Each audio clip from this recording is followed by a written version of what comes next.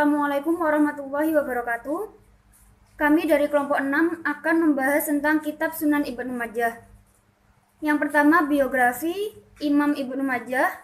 Yang kedua, sistematika penulisan kitab. Yang ketiga, kritik serta tanggapan ulama lain terhadap kitab Sunan Ibnu Majah. Saya akan menjelaskan sedikit tentang biografi Imam Ibnu Majah. Imam Ibnu Majah memiliki nama lengkap Abu Abdillah Muhammad Ibnu Yazid Ibnu Majah Al-Rabi Al-Qazwini. Beliau lahir di Qazwini, salah satu kota di Irak, pada tahun 207 Hijriah atau 824 Masehi. Dan beliau wafat pada tahun 273 Hijriah, tepatnya pada tanggal 22 Ramadan. Sejak berusia 15 tahun, beliau sudah menekuni hadis dan belajar kepada tokoh-tokoh ulama pada zamannya, seperti Ali ibnu Muhammad At-Tanafsi, Imam Malik, Al-Lais, Hisham bin Ammar, Ahmad Al-Azhar, dan tokoh-tokoh lainnya yang setingkat. Imam Ibnu Majah berhasil mengumpulkan hadis-hadis dan jumlah hadis yang ditulisnya sebanyak 4.341 hadis yang disusun seperti bab fikih. Nama kitabnya adalah Kitab Sunan Ibnu Majah.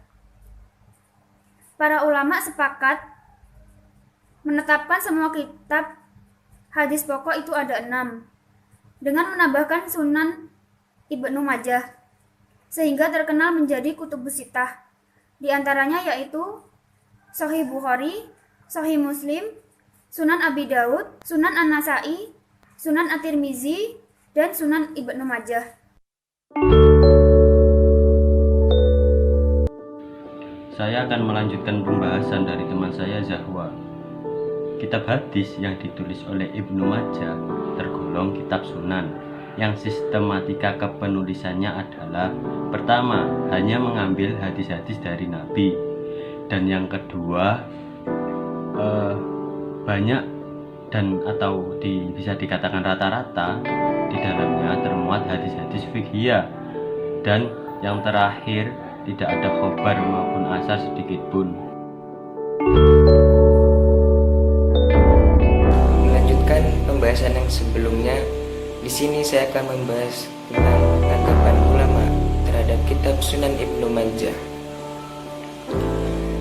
Salah satu permasalahan yang terdapat dalam kitab Sunan Ibnu Majah, apakah kitab tersebut layak dimasukkan dalam jajaran kutubus sittah atau tidak.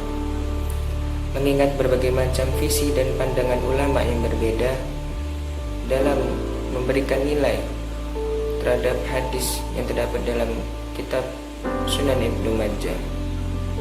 Di samping itu, dikarenakan Imam Ibnu Majah sendiri yang dinilai kurang tegas dalam memberikan penyeleksian kualitas hadis yang terdapat dalam kitab sunannya, sehingga keadaan kitab yang demikian ini cukup menjadi alasan logis bagi para ulama yang menolaknya untuk dimasukkan dalam peringkat ke-6 dalam jajaran kutubus sittah. Sebenarnya pada awal kemunculan kutubus sittah bukan merupakan upaya perencanaan para ulama muhadits, akan tetapi lebih merupakan hasil dari perkembangan dan kesempurnaan proses ilmiah mereka. Meskipun demikian, masuk atau tidaknya suatu kitab dalam jajaran kutubus sittah yang dinilai sebagai kitab referensi yang cukup memadai tidak akan menambah ataupun mengurangi sedikit pun nilai-nilai hadis yang terdapat dalam kitab tersebut. Hal ini dikarenakan setiap hadis yang terdapat dalam kitab-kitab tersebut telah diuji berdasarkan kriteria, cara kerja, dan kejelian riwayatnya, dan bukan bertolak pada proses pembukuannya. Ulama pertama yang mengeluarkan pendapat tentang masuknya Sunan Ibnu Majah dalam jajaran kutubus sittah yaitu adalah Ibnu Tahrir Al-Maqdisi, yang kemudian diikuti jejaknya oleh Al-Hafidz Abdul Ghani Al-Maqdisi di dalam kitabnya yang berjudul Al-Akmal. Alasan mereka memasukkan Sunan Ibnu Majah dikarenakan di dalam kitab tersebut terdapat banyak hadis zawaid yang tidak terdapat dalam kitab-kitab lainnya. Meskipun ada beberapa ulama yang menilai bahwa mayoritas hadis zawaid itu berkualitas dhaif, dengan demikian masih ada kemungkinan bahwa hadis-hadis tersebut berasal dari Nabi. Oleh karena itu, mereka dan mayoritas ahli hadis tetap berpegang teguh pada prinsip tersebut. Namun dari sumber lain mengatakan bahwa hadis zawaid yang terdapat dalam kitab Sunan Ibnu Majah terdiri dari 428 hadis yang diriwayatkan oleh perawi yang dapat dipercaya serta sahih sanadnya, 199 hadis yang sanadnya bernilai hasan, 613 hadis yang sanadnya bernilai dhaif, serta 99 hadis yang sanadnya bernilai maudhu. Pendapat Muhammad Fuad Abdul Baqi tersebut juga didukung oleh As-Suyuti dan Al-Bushairi Al-Misri dalam kitabnya yang berjudul Al-Misbah Az-Zujadah fi Zawaid Ibnu Majah, yang mengatakan bahwa hadis-hadis zawaid memiliki nilai sahih, hasan, dhaif, serta maudhu. Kenyataan ini menafikan tuduhan Al-Mizzi yang mengatakan bahwa setiap hadis yang diriwayatkan oleh Ibnu Majah bernilai dhaif. Imam Ibnu Majah sendiri merupakan seorang ulama yang memiliki banyak kelebihan, sehingga banyak ulama yang memberikan sanjungan kepadanya.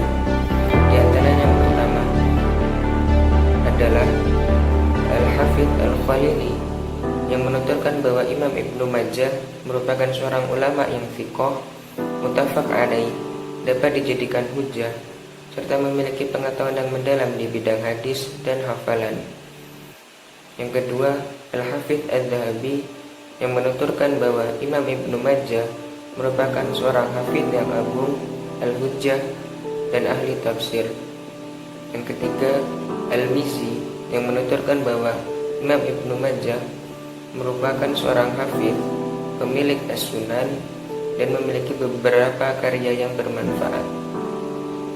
Yang keempat, Ibnu Katsir yang menuturkan bahwa Imam Ibnu Majah merupakan pemilik as-sunan yang masyhur. Di sini saya akan melanjutkan pembahasan dari teman saya Fadilah Aqwa Mukafah. Dalam video ini saya akan menjelaskan mengenai kekurangan dari kitab Sunan Ibnu Majah menurut penilaian ulama. Keberadaan kitab Sunan Ibnu Majah banyak sekali kekurangan. Hal ini akan disampaikan oleh para ulama hadis dari beberapa tokoh yang saya kutip, yaitu yang pertama, menurut Abu Al-Faraj Al-Jauzi mengatakan bahwa kitab Sunan Ibnu Majah terdapat 30 hadis maudhu. Yang kedua, menurut Ad-Dahabi mengatakan bahwa kitab Sunan Ibnu Majah masih tergolong baik jika tidak memiliki kelemahan yang banyak di dalam kitabnya. Yang ketiga, menurut Ibnu Hajar Al-Asqalani mengatakan bahwa kitab Sunan Ibnu Majah terdapat bab gharib dan dhaif. Yang keempat, menurut Abu Zur'ah mengatakan bahwa kitab Sunan Ibnu Majah tidak bisa digunakan sebagai hujjah, kurang lebih sekitar 1000 hadis.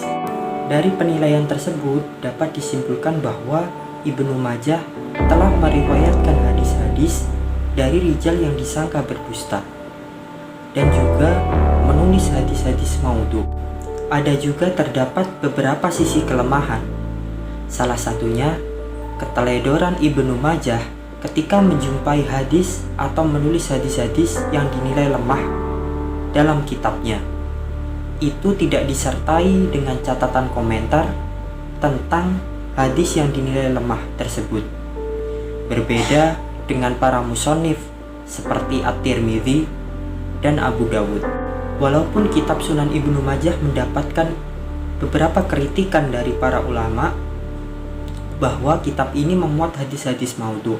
Akan tetapi, hadis maudhu tersebut jauh lebih sedikit dari keseluruhan hadis lainnya dalam kitab tersebut. Dan kenyataannya, kitab ini sangat berguna dan berarti bagi mereka yang berkecimpung dalam bidang hadis. Bahkan, kitab ini tetap tinggi dan setingkat dengan kitab usul hadis lainnya. Cukup sekian dari pembahasan kelompok kami mengenai kitab Sunan Ibnu Majah. Kurang lebihnya, kami mohon maaf. Jika ada pertanyaan, tulis di kolom komentar di bawah video ini. Jangan lupa untuk like dan subscribe. Wallahul muwaffiq ila aqwamit thoriq. Assalamualaikum warahmatullahi wabarakatuh.